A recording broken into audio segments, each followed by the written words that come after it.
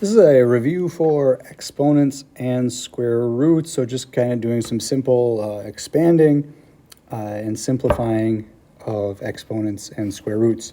First, if you haven't already, take a second, pause, and think about what an exponent is, what it tells us to do mathematically, and you may want to just use this as an example because I'll use this as well.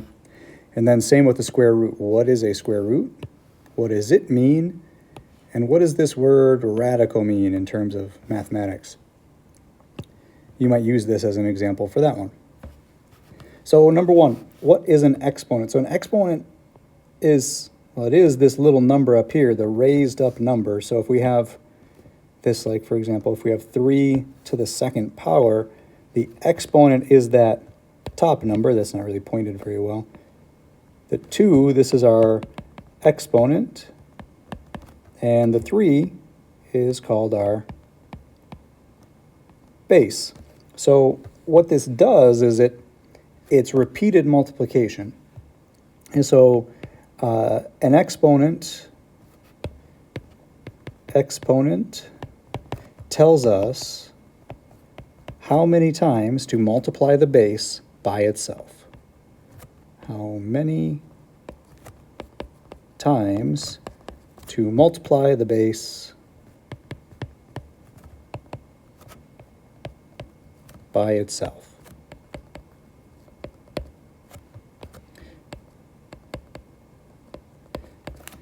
So this 3 to the second power, this means 3 times 3, which is 9. If I have 2 to the fourth power, this means 2 times 2 times 2 times 2.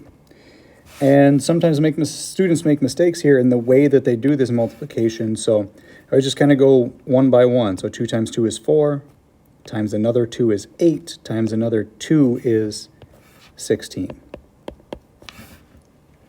So this would be a good time to go down here, number 3, and try these few before we start discussing square roots.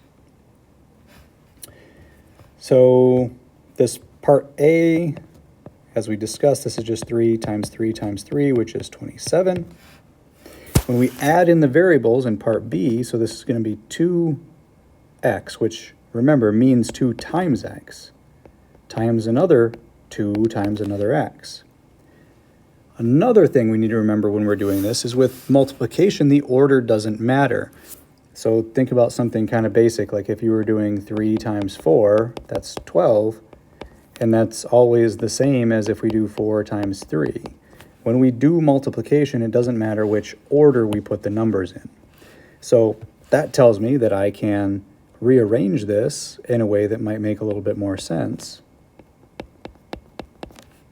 2 times 2 is 4. X times x we would write as x squared. So this becomes 4x squared.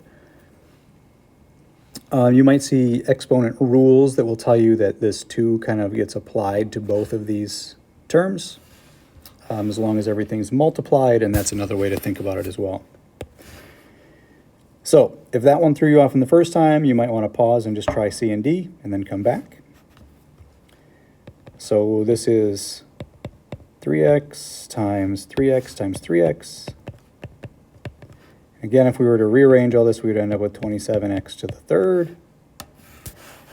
And part D is just variables, x times y times x times y. Right, you got 4 of each, x to the fourth, y to the fourth.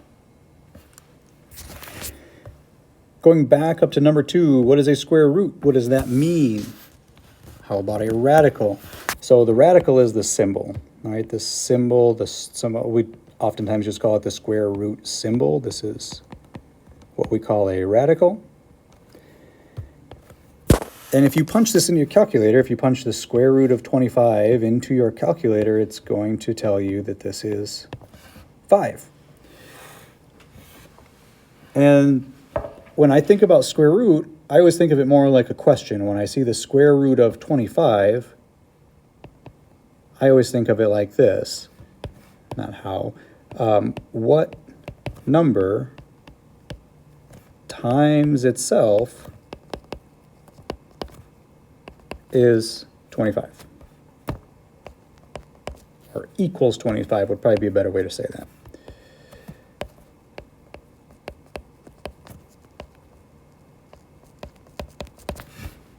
And the number that multiplies by itself to equal 25 is 5. So that's why the square root of 25 is 5.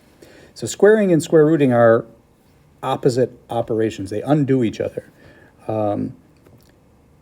So the square root of 25 is 5 because 5 squared is 25.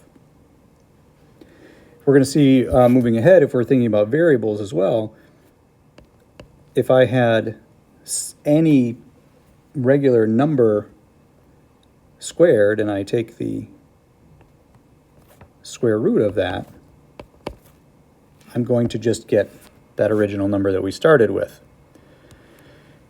Unless, of course, that number is a negative. But when you're at this point, we're not dealing with negative values under the radical.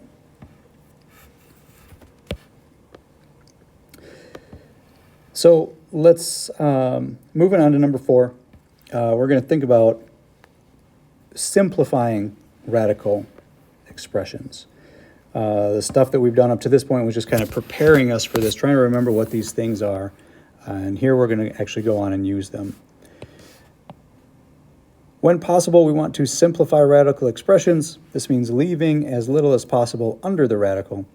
For example, we'll simplify the expression square root of 128 by factoring it and taking the square root of any portion that we can. So in some cases, it's going to be better to deal with the decimal version. So for example, if you punch 100 and the square root of 128 into your calculator, I didn't have this prepared beforehand, you get 11.31. So the square root of 128 is approximately 11.31, but there's additional decimals after this, right? This is an imperfect answer. It's an approximation. By simplifying, we can get an exact answer where we've taken the square root of part of the number, but not the whole thing. Also, when we do this, it's going to be really helpful if you can remember these perfect squares. Meaning those numbers that have a nice whole number square root. For example, 2 times 2 is 4. I can take the square root of 4 and get 2. 3 times 3 is 9. 4 times 4 is 16. 25, 36. And if you can get up to 12 times 12, if you can just remember those numbers, that's going to be really handy for you. What do we got? 8 times 8, 9 times 9, 81, 100, 121, 144. So what I want to look for, there's more than one way to do this. I'll explain another way in a little bit as well.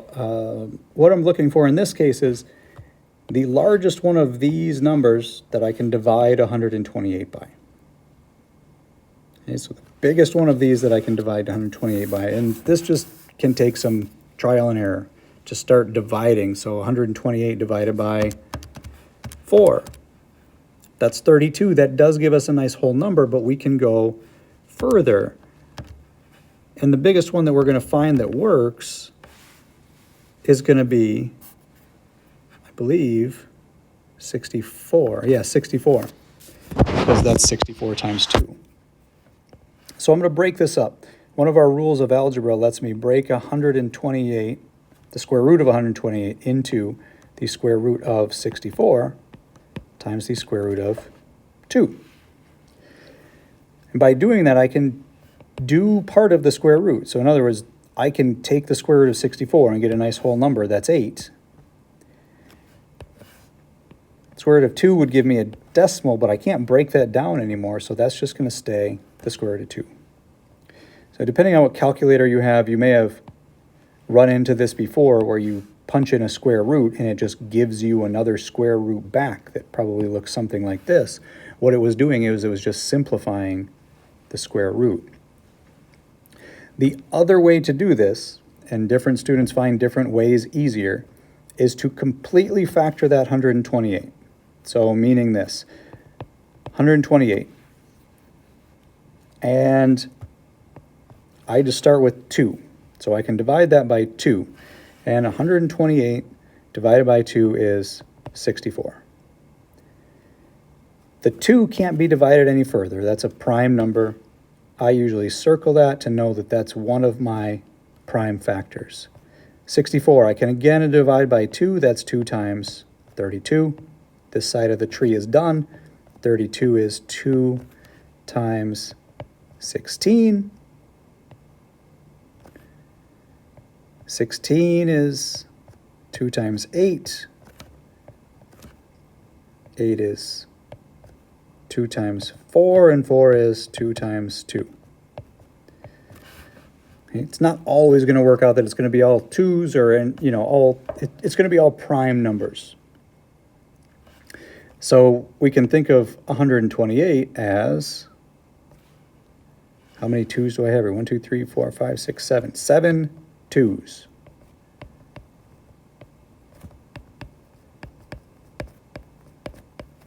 2, 3, 4, 5, 6, 7. And what I'm looking for once I have this completely broken down is I'm looking for pairs. Right, and I'm essentially going to think about, well, if I were to break this up into pairs, I'm going to run out of room. I've got square root of 2 times 2,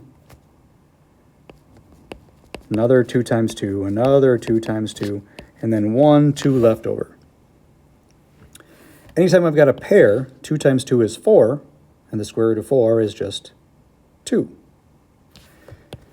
And I've got 3 of those, so this becomes 2 times 2 times 2, and then there's the 1 left over, square root of 2, which is also the same as 8 times the square root of 2. So the first method, you kind of have to do a little guesswork up front, but if you can find that perfect square that multiplies nicely, you can end up with the same answer much more quickly. The second way requires you to make a tree, which can sometimes get big and ugly, but you're always going to end up with all of your factors. Just pull out your pairs. So I've got 2, 4, 8 on the outside, leftover square root of 2 on the inside. So 2 different methods, whatever work for you. I'm going to probably stick mostly with this first method throughout the rest of the video. So square root of 75, let's get in here and do some of these. Square root of 25, this can be broken down into square root of 25 times square root of 3, because 25 times 3 is 75. Square root of 25 is 5. Square root of 3 stays. Okay. 90. 90 can be broken down into 9. So I've got the square root of 9 times the square root of 10. Square root of 9 is 3. 10 is 2 times 5, so I can't break that down anymore. There's nothing else I can take out of that. We are done right here. When we move on and add in variables, variables work the exact same way. So this first one, I think I'll actually show using the second method. Because when we have the 4 x's, this might make a little bit more sense. So I'm going to start with my 32. I'm going to start breaking this down. We've already seen this break down a little bit up above. This is 2 times 16, 2 times 8, 2 times 4, which is 2 times 2. So my prime factorization, I've got 5 2's, and then x to the 4th is just 4 x's, so x times x times x times x. So this would be equal to the square root of, I've got 5 2's, and and then 4 x's. The x's work the same way. If I were to break this up into pairs, right, the square root of x squared is just x. I can do that. So what do I got for pairs here? So I'll just circle them with my red pen. This can stay. So I've got 2 pairs of 2's. I've got 2 pairs of x's. So that's the part I can take the square root of. So that means I've got out here, I've got 2 times 2 times x, and then all I've got left underneath is a 2. Multiply this stuff back together, and I get 4x squared times the square root of 2. Before you go on and try D and F, because I'm going to ask you to pause and try D and F on your own, just looking at E, it's important to realize that as we are able to take things apart and split them into separate square roots, I can also put these back together. So the square root of 3 times the square root of 7 is just the square root of 21. Okay. So again, now I would pause here, try D and F using these other 2 as our example. In part F, you're going to need to multiply everything together and then break it down into nicer parts. So D, 8 is the square root of 4 times the square root of 2. I've got x squared, and then I've got a singled out y. So I can take the square root of 4 and x squared. So I've got 2x. And then that 2 and y are going to have to get put back together under a single square root. Finally, F, when I put these together, I get 80x to the 4th. And now when I split it up, I want to think about those perfect squares again. Is there a perfect square that works out nicely here? So I've got 4, 9. I think 4 might actually be my best bet. So if I break this into,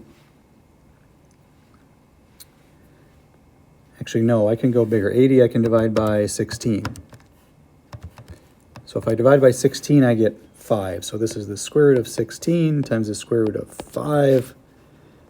And then I've got 1x squared and another x squared if I'm using this grouping method. Square root of 16 is 4.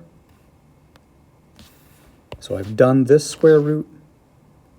I've got x and x, which is going to be x squared, and I'm left with square root of 5.